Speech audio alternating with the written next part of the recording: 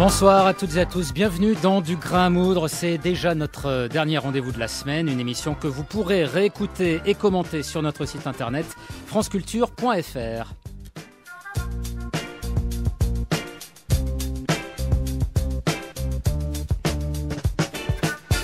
Lorsque nous avions consacré il y a quelques jours, dans le cadre du Club des Observateurs, une émission au mot MOTS de la campagne, c'est la France qui avait d'abord retenu notre attention.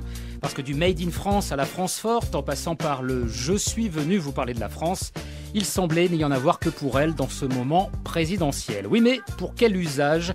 Au moins autant pour rassembler que pour pointer du doigt celles et ceux qui en sont exclus. Et puis, voilà que la campagne bascule et qu'à la faveur du drame qui s'est joué à Montauban et à Toulouse, l'urgence de refaire cause commune fait son apparition.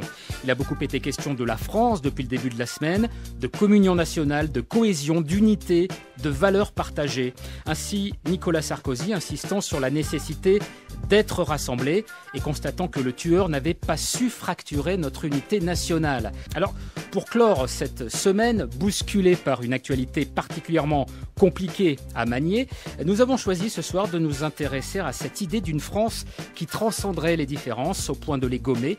Existe-t-elle seulement ? Nous en parlons tout de suite avec notre invité.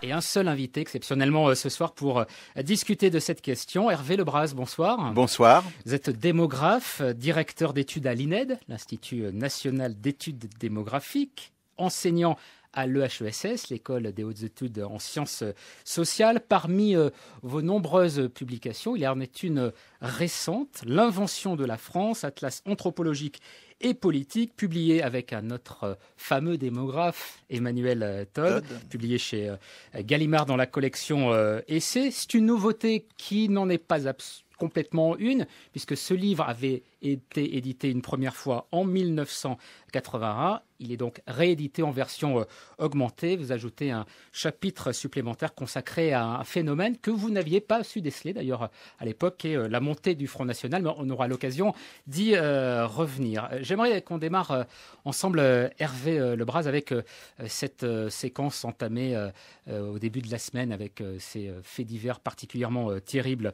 à Montauban et surtout à Toulouse. Je dis surtout à Toulouse parce que c'est sans doute là que l'émotion a été à son point le plus fort. Le chef de l'État hier rendait hommage aux 3 militaires pour le coup assassinés à Toulouse et Montauban, et il a eu ces mots, entre autres: la France rassemblée a donné ces derniers jours une magnifique image d'unité. Moi, j'aimerais d'abord vous poser la question de la réalité de cette unité nationale. Est-ce que justement c'est quelque chose de réel, ou bien est-ce qu'on est davantage dans le domaine du mythe ?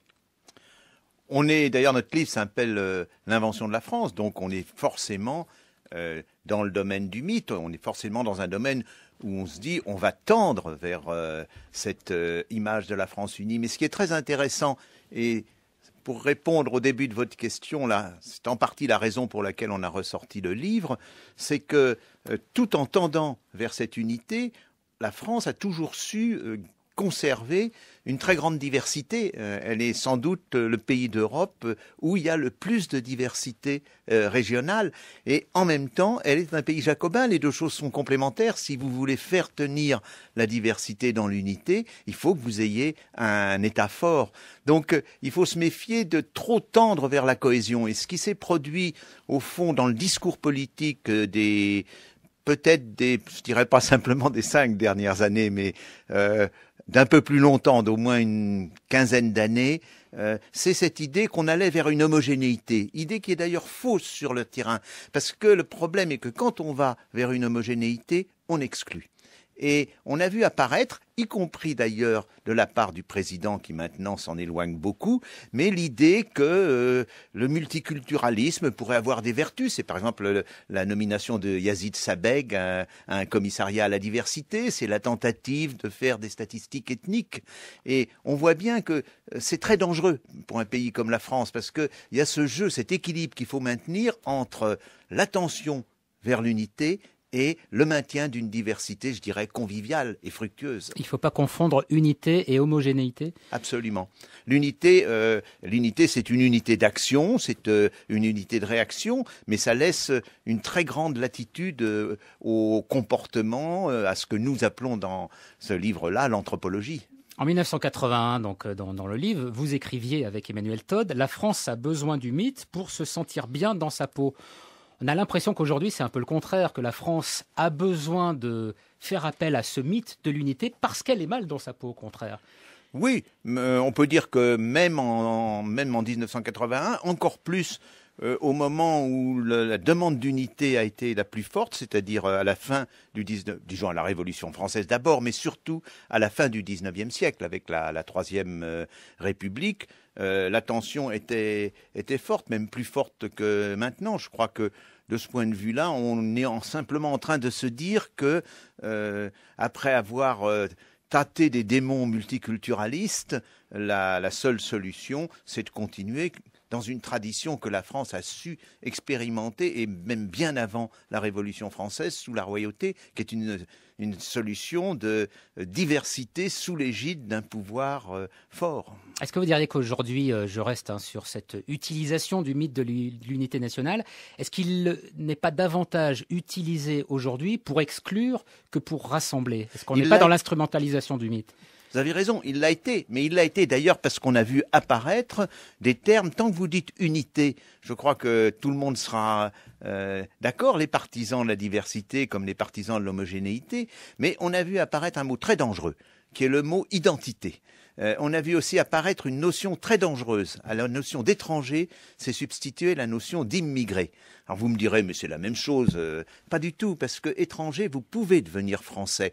Donc c'était une des grandes forces de la France, la naturalisation. La naturalisation, c'est comme un baptême. Vous recommencez une autre vie, on oublie d'où vous venez, vous avez le droit, vous, de vous en souvenir, mais pour le reste de la nation, ça y est, vous êtes français. Et on a commencé à l'oublier en disant non, vous êtes éventuellement immigré, bien que français. C'est-à-dire qu'on vous attache à vos origines. Et ce travail a commencé dans les années, je dirais, 80, 85, on peut même le suivre dans les rubriques de l'INSEE, où on voit encore en recensement de 82, il n'y en a que pour étrangers français. Donc on sait où vivent les étrangers, quels sont leurs métiers, leurs âges, et puis il y en a qui deviennent français, et ça y est, ils se fondent dans la nation. Et puis à partir du recensement de 90, on voit apparaître une rubrique immigrés, et il se passe une sorte au fond, de durcissement sur cette question de l'immigration, très liée à l'immigration, au problème de l'immigration que connaissent les années 90, qui est un problème très spécifique, très particulier, qui n'est pas le problème général de l'immigration, qui est le fait que dans les années 60 et 70, on est allé chercher, ils ne sont pas venus, on est allé chercher des travailleurs pour les bâtiments, les travaux publics, pour le travail à la chaîne dans les grandes usines, par exemple, d'automobiles. Et on est allé les chercher avec comme objectif qu'ils soient costauds, qu'ils ne soient pas trop éduqués de façon à ne pas râler, qu'ils soient capables de voyager, de travailler au grand air. Donc on a pris des gens qui étaient très souvent analphabètes, avec des familles nombreuses, peu adaptés, au fond, à l'immigration et à la vie en France. Mais de la même manière, Hervé Lebras, que quelques décennies plus tôt, on était allé chercher du muscle en Pologne, en Italie, puis en Espagne. Très différemment, justement. Alors, le muscle espagnol, c'est pas du muscle qui est venu, d'ailleurs, ce qui est venu des Italiens, les Espagnols et les Portugais. D'ailleurs, c'est une immigration volontaire. On en a cherché un petit peu juste dans les années 1920, mais les Polonais que l'on faisait venir étaient des Polonais qui avaient un certain capital culturel, parce qu'il fallait qu'ils travaillent souvent dans des tâches plus spécialisées. Et puis, dans les années 50, sont venus des Italiens et des Portugais qui, eux, sont venus d'eux-mêmes. Et eux étaient très différents comme extraction sociale. Les Portugais, c'était des enfants de familles nombreuses, de petits propriétaires du nord du Portugal. Et ils ne pouvaient pas continuer. Donc c'était de la petite bourgeoisie en descente sociale. Et pour eux, l'immigration, c'était le moyen de remonter socialement. Donc c'est en même temps des personnes qui sont animées d'un désir très différent. Ils ont le désir de se réaliser. Et c'est d'ailleurs actuellement l'immigration, qu'elle nous vienne d'Afrique noire ou qu'elle nous vienne du Maghreb ou de Turquie, c'est ce type d'immigration, c'est-à-dire c'est de la petite bourgeoisie ayant fait un minimum d'études. Actuellement, les immigrés qui entrent en France ont un niveau d'études supérieur à la moyenne des Français. Et cela, c'est un public tout à fait différent, qui ne pose pas du tout des problèmes dits d'intégration ou des problèmes dits culturels, parce qu'il ne pose pas de problème, le sociologue Bourdieu dirait, de capital culturel. Ils ont un capital culturel assez élevé, donc qui s'adapte facilement. Vous rappelez dans le livre, Hervé Lebras, que la France s'est construite avec ces politiques d'immigration, enfin en tout cas avec ces peuples qui sont venus de l'extérieur et qui ont fait la diversité de la France. Pourquoi est-ce que cette diversité aujourd'hui pose davantage problème qu'auparavant? Véritablement, est-ce qu'elle pose davantage problème? Oui, elle ne pose pas un problème plus fort réellement. Je pense même que le problème est moins fort dans l'exemple que je venais de vous donner, ou même d'ailleurs dans l'exemple que vous avez cité des Polonais dans l'entre-deux-guerres. Les différences, la possibilité de surmonter les différences culturelles est plus grande quand je vois les jeunes Marocains qui arrivent avec 2-3 ans d'université. Ils parlent un bon français, ils sont au courant des techniques informatiques modernes, ils sont sur réseau. Il n'y a pas le problème que représentaient par exemple les Polonais qui venaient en famille avec leurs curés et leurs instituteurs. C'était à l'époque d'ailleurs pour préserver, tenez-vous bien, leur intégration. C'est-à-dire que les industriels avaient peur du travailleur isolé, célibataire, qui très souvent quittait son poste pour aller dans une autre entreprise. Donc on intégrait, entre les deux guerres, intégrer les ouvriers immigrés, ça voulait dire les faire venir avec leur environnement de façon à ce qu'ils n'aient pas envie de quitter l'entreprise et de faire autre chose. Or, là maintenant, ceux qui viennent sont des personnes qui sont faciles ou presque faciles à intégrer. Alors pourquoi est-ce que ça a pris un tel poids?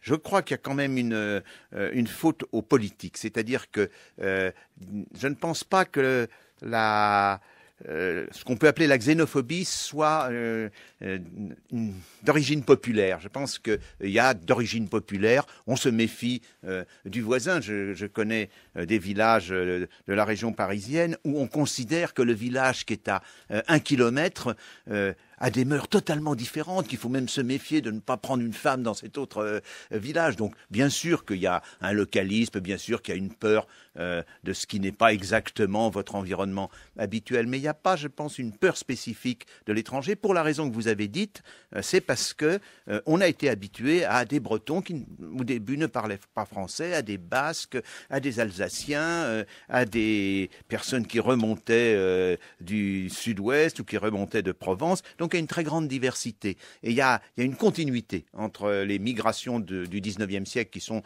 des migrations de provinciaux. Et quand on voit leur mode de vie et les problèmes posés, c'est à peu près les mêmes. Alors, pourquoi est-ce que ça s'est durci? Pour revenir à votre question, je pense que c'est devenu un thème politique. Comment est-ce que c'est devenu un thème politique? Pour moi, c'est assez mystérieux. Mais en tout cas, on peut suivre la montée de ce thème politique. Et quelque part, une des explications possibles est que on est entré, on dit on est en crise maintenant, mais on est en crise depuis très longtemps. C'est en 1974 qu'on est entré en crise. Il y a eu des petites rémissions, mais je vous rappelle qu'en début 74, le chômage en France, c'était 2%. Donc, quelquefois, ensuite, on est monté dans les 10%. Parfois, on est retombé à 7%. On est maintenant presque revenu à 10%. Mais on peut dire qu'on a été en crise systématiquement depuis 1974 en termes de travail. Et on a commencé à voir, au fond, à chercher des boucs émissaires à cette crise et on entrait dans un mode de crise qui était permanent et à transformer ce qui était une crise sociale en crise culturelle. Et autrement dit, à remplacer les problèmes de conflits sociaux par des problèmes de conflits culturels. Et la responsabilité, me semble-t-il, est assez largement au discours politique, particulièrement au moment des élections. Si vous avez un instant, je vais juste donner un exemple que j'ai plusieurs fois donné. C'est l'exemple dans les enquêtes d'opinion, il y a une question qui est: quels sont les sujets importants pour vous de préoccupation? Et on liste, alors d'habitude, quand vous êtes en période normale, vous avez 1, le chômage, 2, le pouvoir d'achat, 3, quelquefois la sécurité vient en 4e ou 5e, 3, l'école, et ainsi de suite.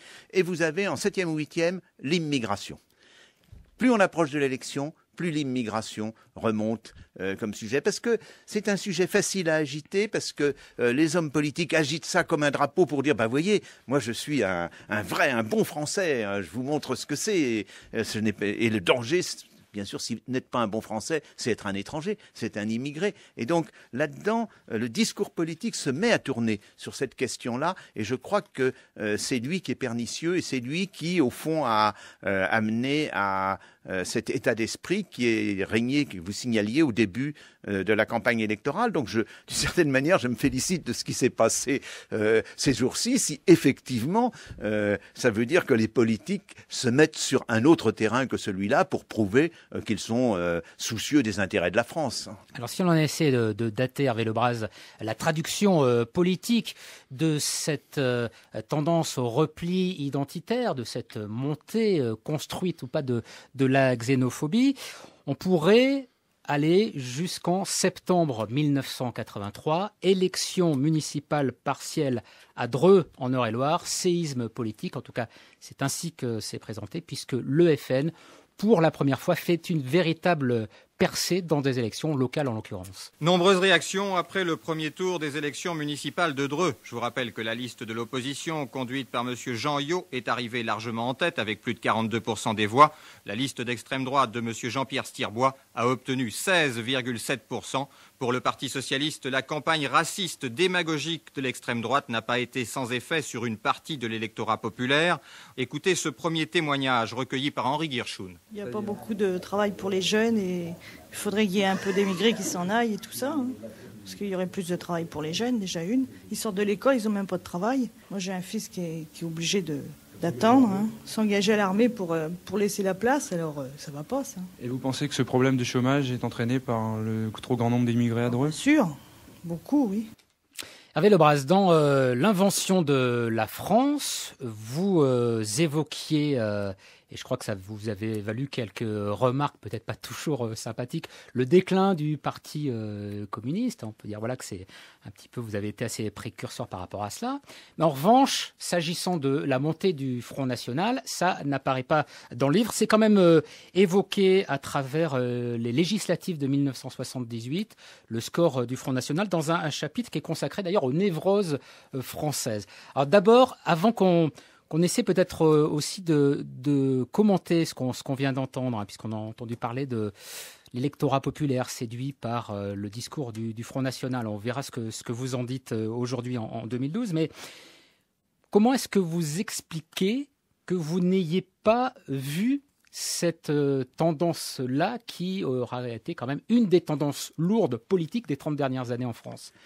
Je vais vous expliquer, mais je vais aussi dire que nous ne sommes pas les seuls, parce que la surprise a été bien sûr le score de Stirbois, mais surtout, alors pour nous qui travaillons à l'échelle de la France, et à l'époque on travaillait à l'échelle des départements français, et maintenant des communes, la surprise c'est un an après, c'est quand aux élections régionales de 1984, le Front National apparaît dans toute la France. Et quand je dis dans toute la France, pour nous, la surprise, c'est qu'il apparaît avec une cartographie très singulière, c'est-à-dire une grande bande nord-est, disons toute la France au nord d'une ligne qui va du Havre jusqu'à Bâle, jusqu'à Belfort. Et puis la France méditerranéenne, un petit peu la région lyonnaise et un petit peu la moyenne vallée de la Garonne. C'est une géographie qui, quand elle est apparue, nous a sidérés parce qu'elle était extraordinairement précise. Et il faut dire que cette géographie s'est maintenue. Donc vous êtes en face d'une sorte de paradoxe. Il n'y avait aucune trace de cette géographie un an avant. Et justement, vous faites allusion à l'élection de 78. En 78, Le Pen a fait 0,2% des voix. Et il a une cartographie qu'on a eu beaucoup de mal à interpréter à l'époque. On s'est fié à ce que disaient certains historiens, notamment qu'on y retrouvait des traces de la révolte nobiliaire sous la Révolution, parce qu'il y avait un peu de Normandie, puis il y avait un peu de moyenne vallée du Rhône. Mais c'est pas du tout ça qui apparaît en 84. C'est une carte extraordinairement typée. Et du coup, c'est un défi pour nous, pour Emmanuel Todd et pour moi, qui dure depuis 84, qui est de trouver une interprétation. Mais c'est aussi, je crois, pour un peu excuser ce qu'on pourrait appeler notre imprévoyance, je crois que c'est typique des phénomènes politiques. C'est-à-dire que les phénomènes politiques se manifestent très soudainement. Vous avez, et pas seulement les phénomènes politiques, contrairement à ce qu'on pense aussi, les phénomènes de mœurs. Les choses cheminent sans que personne ne s'en aperçoive. Je vais juste vous donner un exemple qui n'a rien à voir, mais qui montrera la soudaineté, qui a été étudiée par un très bon historien, Francis Roncin. C'est la loi sur le divorce en France, la loi Naquet. Donc on est, je crois, 1884. On a des cartes de France des séparations de corps. Où sont-elles les plus fréquentes, qui, en principe, est un prélude au divorce, puisqu'il est interdit jusqu'en 1884. Ces cartes ont une géographie assez précise, qui se maintient. Apparaît la loi. L'année même de la loi, on a les premiers divorces, on en fait la cartographie, c'est une carte radicalement différente. Et cette carte va se maintenir sans pratiquement bouger jusque dans les années 80, on en donne un exemple dans notre livre. Donc, ça existait, c'est ça qui est fascinant si vous voulez, ça existait caché, et au moment où ça se révèle, ça s'installe dans le paysage, et ça s'installe avec une extraordinaire force. Et de la même manière, le Front National est caché jusque-là. Et d'un seul coup, il se révèle. Et donc, notre question, et c'est la question qu'on traite dans la nouvelle partie du livre, la dernière, c'est qu'est-ce qui était caché, si vous voulez? Pourquoi? Alors peut-être justement, essayons de voir ce qui était caché. Allez, on va peut-être tenter de faire un lien. Il est beaucoup fait depuis, entre ce que je disais tout à l'heure, le déclin du Parti communiste et la montée du Front National. Version 1980 de l'invention de la France. Une phrase, enfin plusieurs d'ailleurs, le système politique français est désormais double, il comprend une partie moderne incarnant un nouveau type d'unité nationale, mais il continue d'intégrer un élément archaïque, le Parti communiste, très inégalement implanté dans les diverses provinces françaises.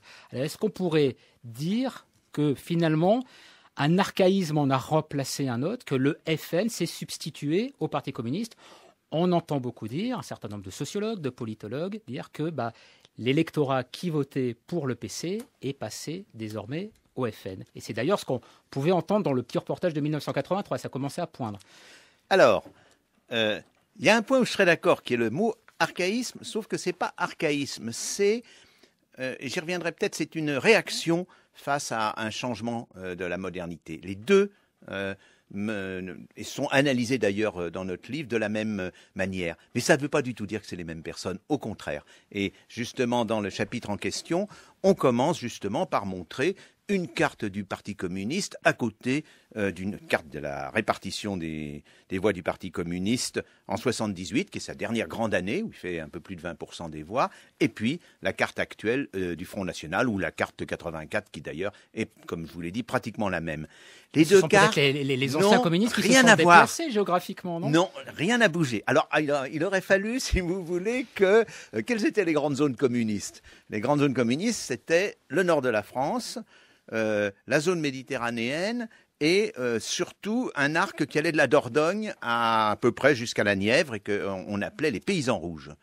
Si vous prenez le nord de la France, il est coupé, c'est-à-dire que le Nord lui-même, département du Nord, a très vite voté FN, le Pas-de-Calais est en train d'y venir, et très lentement, le sillon houillet a résisté.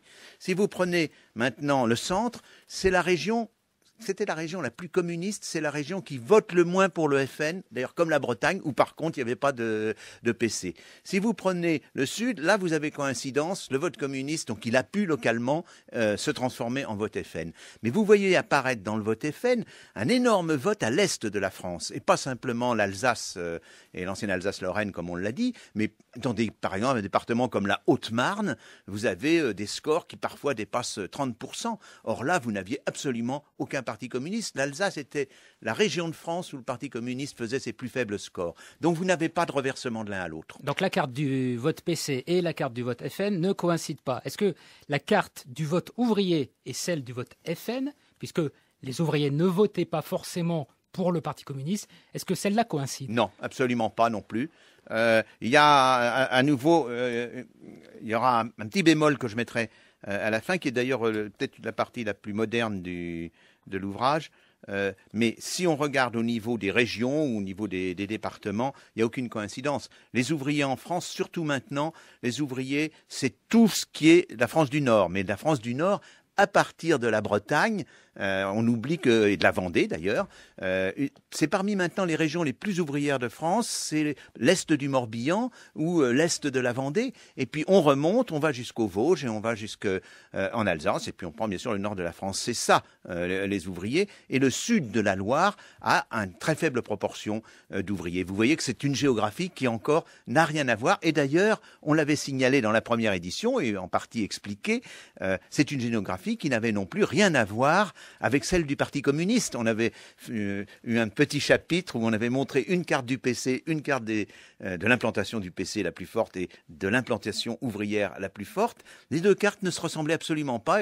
On n'avait pas dû vous faire beaucoup d'amis au Parti communiste. Surtout qu'on a titré, on a mis comme titre. Non, c'est pas le PC qui est plus raffiné qu'on le croit, mais c'est plutôt avec nos confrères sociologues, sociologues de tendance marxiste qui ont absolument pas digéré le titre de cette carte qui était Parti communiste et classe ouvrière, le soleil a rendez-vous avec la lune. Ça, nous avons eu des articles vengeurs contre nous, mais en même temps, ça a été mal interprété. Ça ne voulait pas dire que les ouvriers ne votaient pas communistes. Les ouvriers votaient plus communistes que les autres.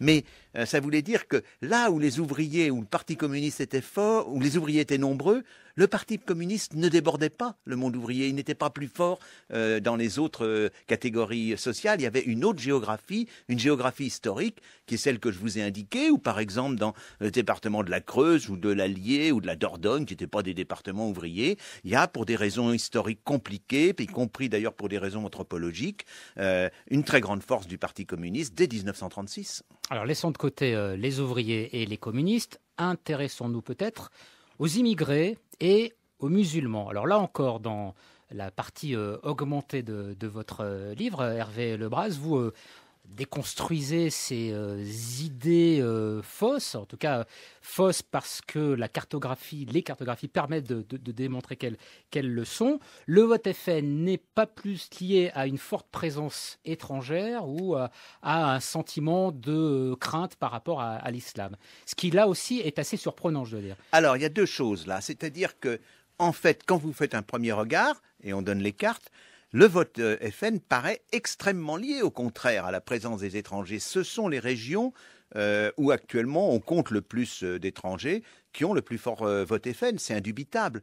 Mais aussitôt après, on donne une autre carte. C'était déjà comme ça en 1891, c'était déjà comme ça en 1911, en 1936, et vous aviez d'ailleurs plus d'étrangers en proportion de la population que maintenant. Donc la question c'est, puisque les étrangers sont là depuis très longtemps, ça ne peut pas être une intolérance soudaine aux étrangers. C'est au contraire, on peut dire, retourner à la proposition et dire, c'est dans les régions où il y a depuis le plus longtemps des étrangers qui arrivent, qui immigrent, que le vote FN est le plus fort. Donc très clairement, on a pensé que il y avait ce qu'on appelle une troisième variable, c'est-à-dire qu'il y avait une explication qui rendait compte à la fois de la présence des étrangers et du vote FN. C'était renforcé par un point très important qui est plus difficile d'ailleurs à cartographier, mais qu'on a plusieurs fois cartographié, qui est que quand on regarde localement, ce qui est vrai au niveau des régions n'est plus vrai localement. Par exemple, si vous faites une carte du vote du Front National dans la région parisienne, vous voyez qu'il est le plus faible au centre de Paris. Il croît très légèrement en première et deuxième couronne et il devient fort quand on a dépassé la deuxième couronne, pratiquement aux limites de l'Île-de-France, dans le périurbain. Quand vous regardez où sont implantés les étrangers, quel est le domicile des étrangers dans la région parisienne, c'est exactement l'inverse. Les étrangers sont d'autant plus nombreux qu'on est en petite couronne et centre-ville. Donc vous avez au contraire, vous pouvez dire, quand on est au niveau local, c'est la relation inverse. C'est Et c'est paradoxal, le vote FN est d'autant plus fort qu'il y a moins d'étrangers au niveau local. Alors, on peut élaborer des explications, mais en tout cas, il y a une chose qui est certaine, c'est pas du tout un insupport quotidien, anthropologique. Vous vous souvenez qu'un président avait parlé des odeurs. Eh ben, ça n'a rien à voir, justement. Ou alors, il faut sentir les odeurs à 40 ou 50 kilomètres de distance, ce qui me paraît un peu difficile. L'idée que l'islam menaçant la tradition chrétienne de la France, ça aussi c'est une hypothèse que vous rejetez pour expliquer le vote FN. Oui, parce que du point de vue là on a beaucoup de données qui montrent plusieurs choses, qui montrent d'abord que la pratique religieuse des immigrés maghrébins est à peine plus forte que la pratique religieuse des Français. Là, il faut bien dire les choses comme elles sont. La France n'est plus un pays religieux. Les derniers chiffres donnent de l'ordre de 12% de pratiques religieuses, et dans ces 12%, c'est essentiellement des personnes âgées. Donc, il y a quelque chose. D'ailleurs, ça fait partie de cet apaisement français. Dans les années 30, il y avait une très forte hostilité encore entre les zones cléricales, et puis les zones laïques et les zones. On parlait même de désert religieux pour une partie de la France où on n'allait plus du tout à la messe. Et on parlait des Polonais. Ce qu'on reprochait aux Polonais dans l'entre-deux-guerres, c'était justement leur intégrisme religieux. Il y a de quoi être un peu étonné. Cet intégrisme religieux, c'était le fait qu'ils étaient très fortement pratiquants catholiques et ils venaient avec leurs prêtres. Or, il ne faut pas oublier que justement la religion était perçue, ou l'Église catholique, comme hostile à la République. On était encore en Italie, c'était Camillo et Don Peppone. C'était aussi cela la France de l'entre-deux-guerres et de la France des années 50. Et d'ailleurs, dans le livre, on a une carte où on montre cette opposition forte. On l'a appelée Marx et Jésus, et on voit qu'il y a des régions traditionnelles, d'ailleurs ça remonte à la Révolution, de pratiques religieuses catholiques, c'est une partie de la France, une petite moitié, et puis des régions, comme on l'a dit, traditionnelles de vote communiste, et que vraiment c'est une séparation pas en deux, parce qu'il y a des zones un peu intermédiaires, mais les noyaux forts de l'un ou de l'autre sont extrêmement séparés, et ça s'est apaisé justement. Alors d'ailleurs ça s'est apaisé des deux côtés, on pratique moins la religion catholique, et vous l'avez vu, le vote communiste est en train de disparaître. Donc il n'y a pas là-dedans une opposition. D'un côté, il manque les catholiques, il n'y a plus de catholiques d'une certaine manière, et de l'autre côté, il manque les islamistes, comme on dit, ou les musulmans. Et parce que très souvent, quand j'ai souvent parlé avec des amis musulmans, et j'ai tort de dire musulmans, avec des amis algériens ou marocains, ils m'expliquaient que ce qui leur plaisait et la raison pour laquelle ils venaient en France, c'était qu'ils échappaient à la religion. Donc c'est le comble. Vous voyez, ces gens-là qui ont fait qui sont déracinés, et ils viennent souvent, par exemple, c'est très très fréquent de la part de Kabyles, personnes d'origine de Kabylie, ils viennent en France parce qu'il y a au fond, il y a ce fond laïque qui les avait déjà imprégnés sous la colonisation française. Ils arrivent.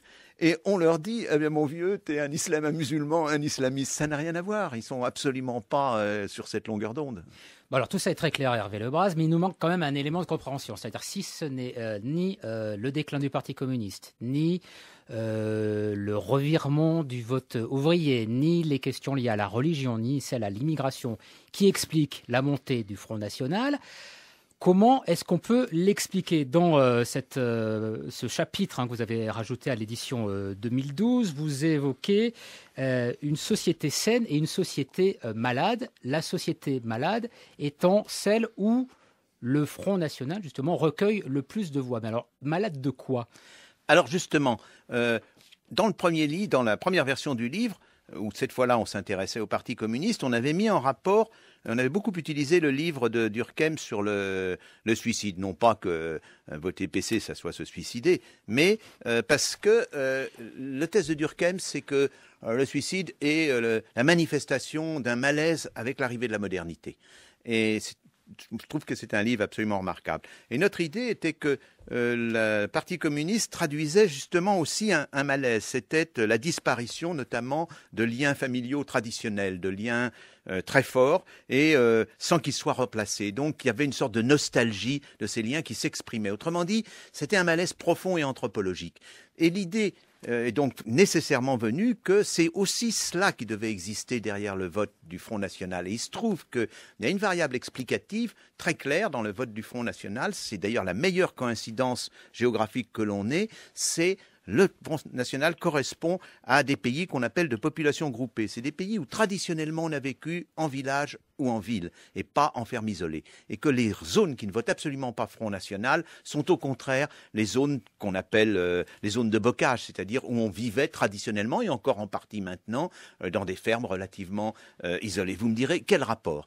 Le rapport a été très bien établi par le grand historien Marc Bloch. Il a fait un beau livre qui s'appelle « Les caractères originaux de l'histoire rurale française », dans lequel il montre que cette division très ancienne de la France entre pays de champs ouverts, pays de population agglomérée, pays de bocage, pays de population dispersée, c'est bien à fabriquer deux sociétés avec des mœurs très différentes du point de vue du voisinage.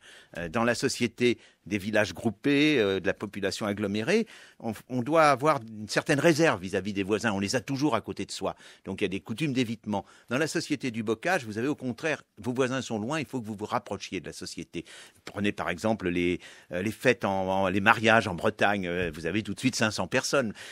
On cherche les occasions de se rassembler. Et il se trouve que dans les 30 dernières années, il y a une mutation très forte du mode de vie anthropologique des Français, c'est-à-dire ils ne vivent plus localement. Les Français maintenant ne travaillent plus à proximité, ils travaillent en moyenne à 30 km de leur domicile. Ils ne font plus leurs emplettes, leurs marchés à proximité. Il n'y a plus de petits commerces. Ils vont dans les zones commerciales, les hypermarchés. Même chose pour leurs loisirs. Donc, ceux qui devaient se méfier de leurs voisins, non seulement se méfient de leurs voisins, mais ne les voient plus. Et quelque part, le thème de l'étranger pour les lecteurs du Front National, c'est assez nettement le voisin.